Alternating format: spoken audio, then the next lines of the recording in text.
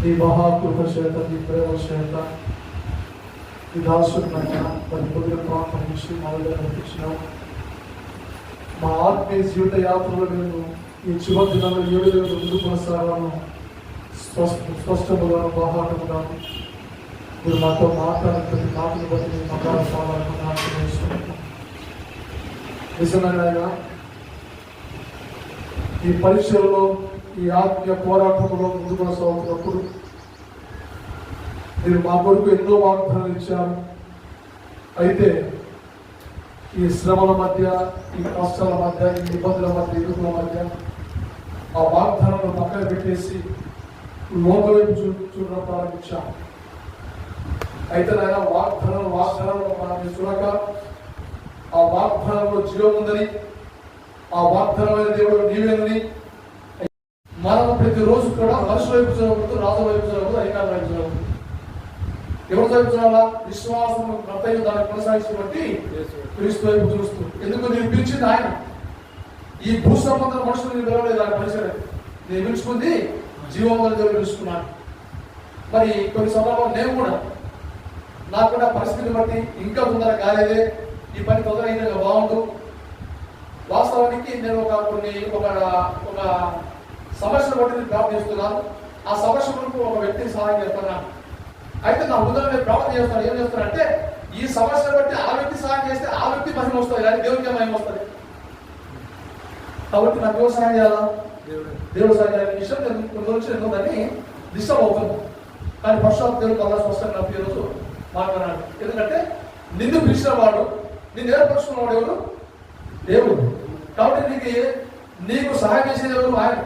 ఈ యొక్క పరిచయం దేవుడిగా నూరంతలో పరిపచేసి ఈ చివరి దినాల పరిశుద్ధాత్మ దేవుడు ఒక బలమైనటువంటి సాధనగా అభిషేకించుకొని ఒక బలమైన పాత్రను నిలబెట్టును గాక.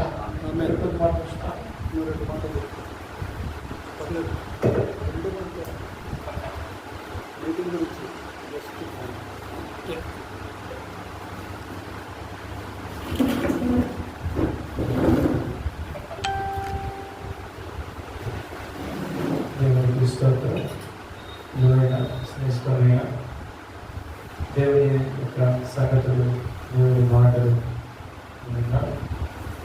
పిలువబడిన వారు, దేవుని యొక్క చేత ఎన్నిక చేయబడినటువంటి దేవుని సేవకులు వారి జీవితాలలో జరిగించిన దేవుని అద్భుతమైన కార్యాల గురించి ప్రత్యేకంగా మనం విన్నా దాన్ని నడిపిస్తున్న విధానం చూసాం. ఇక్కడ మనం కూడా నేర్చుకుని 5 సంవత్సరాలైంది.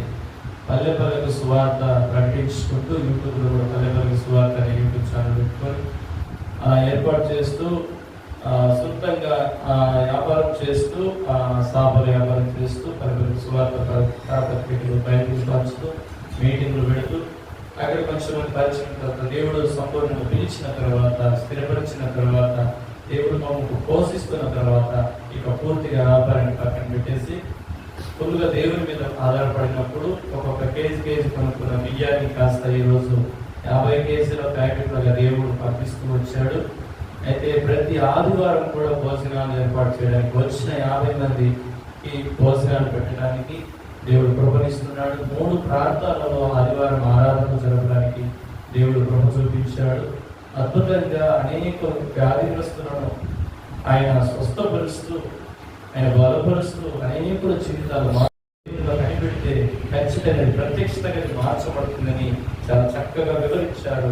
ఆ మాటలో ప్రత్యక్షత అనే మాట స్టార్టింగ్ నుండి ఎండింగ్ వరకు మనకు దేవుని సేవకుల ద్వారా దేవుడు మాట్లాడించిన మాట. నిజంగా ప్రత్యక్షతను మనం కూడా చూడాలి, ఆ ప్రత్యక్షతలో నడవాలి. ఆ ప్రత్యక్షతలో మనం జీవించినప్పుడే మనం ఉన్న దాంట్లో నిజంగా ఆనందకరంగా ఉంటాం. ఇప్పుడు చక్కని సందేశాన్ని వినిపించినట్టు దైవజనులు నా నిండు వందనాలు. ఇక్కడ చక్కని అవకాశాన్ని కల్పించినటువంటి విజయాన్ని కూడా నా నిండు హృదయపూర్వక వందనాలు. దేవుని గట్టిగా పట్టుకొని ఆయన నామాన్ని కనపరిచే బిడ్డలుగా మనము తయారవుతాం. గొప్ప గొప్ప సాక్ష్యాలు ఉన్నాయి, కానీ చెప్పడానికి సమయం లేదు. చాలా గొప్ప కార్యాలు జరిగిస్తూ ఉన్నాడు. బయట కూడా దేవుడు ఎన్నో కార్యాలు జరిగిస్తూ ఉన్నాడు. ఆశ్చర్య కార్యాలు జరిగిస్తున్నాడు, అద్భుత కార్యాలు జరిగిస్తున్నాడు. ప్రార్థన పూర్వకంగా ఉపవాసం ఉండి పోయి ప్రార్థన పూర్వకంగా చేస్తున్నటువంటి పరిచర్యలను ఆశీర్వదిస్తున్నాడు, దీవిస్తున్నాడు, సంఘాలను ఆశీర్వదిస్తున్నాడు, తర్వాత కుటుంబాలను ఆశీర్వదిస్తున్నాడు.